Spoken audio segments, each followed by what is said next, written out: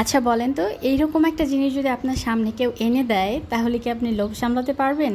এই জিনিস যদি ভাতের সাথে, গরম ভাতের সাথে যদি একটু নেওয়া যায়, কিংবা ভাতের সাথে ডাল নিলে সে ডালের সাথে যদি এটা একটু একটু করে মেখে খান, কিংবা খিচুড়ি, পোলাও, বিরিয়ানি, যে কোনো কিছুর সাথে, উফ, এটা যে মারাত্মক লাগে। এই জন্য এটা হচ্ছে কাঁচা আমের কাশ্মীরি আচার। তা আমি না এখানে হচ্ছে 3টা আম নিয়ে নিয়েছি। 3টা আমের ওজন মোটামুটি 300 থেকে 350 গ্রামের মতো হবে। তো ভালো করে আমি হচ্ছে ছিলে নিয়েছি, একদম উপরে সবুজ সবুজ অংশটা যেন না থাকে। তারপরে ভালো করে ধুয়ে নিয়েছি। এরপর হচ্ছে এরকম করে আমি একটা আমের মধ্যে দিয়ে এরকম 6টা করে স্লাইস করলাম। তো দেখেন আমগুলো কি পরিমাণে মানে শক্ত হয়ে গেছে। আমি বুঝলাম না, আমাদের বাংলাদেশে আম মানে আশেপাশে যত গাছে আমি দেখি আম কিন্তু এত বড় হয় নাই কিংবা এতটা পুষ্ট হয় নাই। তো এই যে বাজারে আমগুলো পাওয়া যায়, এগুলো কি পরিমাণ শক্ত কিংবা একটু পাকা পাকা ভাব হয়েছে, কেমনে হয়েছে জানেন না, এগুলো কি ইম্পোর্টেড নাকি আমার জানা নাই। তো যাই হোক, আমি ওগুলোকে স্লাইস করে নিয়ে আমি এখানে প্রায় হাফ ইঞ্চির একটুখানি বেশি পরিমাণে আদা নিয়ে নিয়েছি। সেটাকে একটু এরকম লম্বা লম্বা কুচি কুচি করে কেটে নিলাম। তো কেটে নিয়ে এটাকে আমি আলাদা করে উঠিয়ে রাখছি।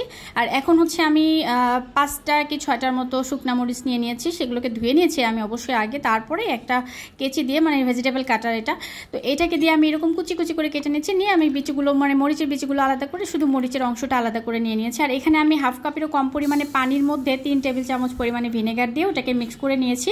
আর এখানে হচ্ছে আমি চিনি দিয়ে দিলাম 1 কাপ, আর হচ্ছে হাফ কাপেরও কম, মানে বলতে পারেন 1.25 কাপ এরকম হবে। যেহেতু 350 গ্রামের মতো আম আছে আমার, তো আম যতখানি ওজন ততটুকু চিনি দিতে হবে। এরপর ওই যে পানি আর ভিনেগার মিক্স করে রেখেছিলাম সেটাকে দিয়ে আমি এটাকে একটু হাই হিটে জাল করে জাস্ট গলিয়ে নিয়েছি। গলিয়ে নেওয়ার পর আমি আদাটা দিয়ে একটু নাড়াচাড়া করে আর একটু ভালো করে মিশিয়ে নিচ্ছি, যেন আদার স্মেলটা সুন্দরভাবে চিনির মধ্যে মিক্স হয়ে যায়। তো এটাকে আর একটুখানি জাল করে নেওয়ার পর ওই যে আমগুলো রেখেছিলাম, এগুলো কিন্তু মানে ধুয়ে নেওয়ার পর ভালো করে কিন্তু পানিটা শুকিয়ে নিয়েছি একদম ফ্যানের বাতাসের নিচে দিয়ে। তো শুকিয়ে নেওয়ার পরে আমি হচ্ছে আমগুলো এর মধ্যে দিয়ে দিয়েছি।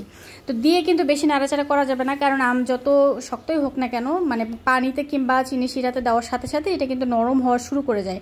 এই জন্য এটাকে বেশি নাড়াচাড়া করা যাবে না, একদমই আলতো হাতে নাড়াচাড়া করতে হবে। স্প্যাচুলা নিলে ভালো হয়, খুন্তি নিলে কিন্তু খুন্তির আঘাতে এটা ভেঙে যেতে পারে। তো ভেঙে গেলে ওই যে কাশ্মীরি আচারের যে সুন্দর একটা মানে লুক আসে সেটা আসবে না, ভর্তা ভর্তা হয়ে যেতে পারে। তো তারপরে আমি মরিচগুলোকে দিয়ে একদমই মিডিয়ামেরও কম আছে এটাকে একদম সিদ্ধ হয়ে যাওয়া পর্যন্ত রান্না করে নিয়েছি। আর শেষের দিকে গিয়ে দেখবেন যে একদমই শিরাটা গায়ের সাথে আঠা আঠা হয়ে লেগে যাচ্ছে। ঠিক এরকম পর্যায়ে এসে আমরা এটাকে নামিয়ে নিব চুলা থেকে। এই যে আমার রান্না অলমোস্ট হয়ে গেছে।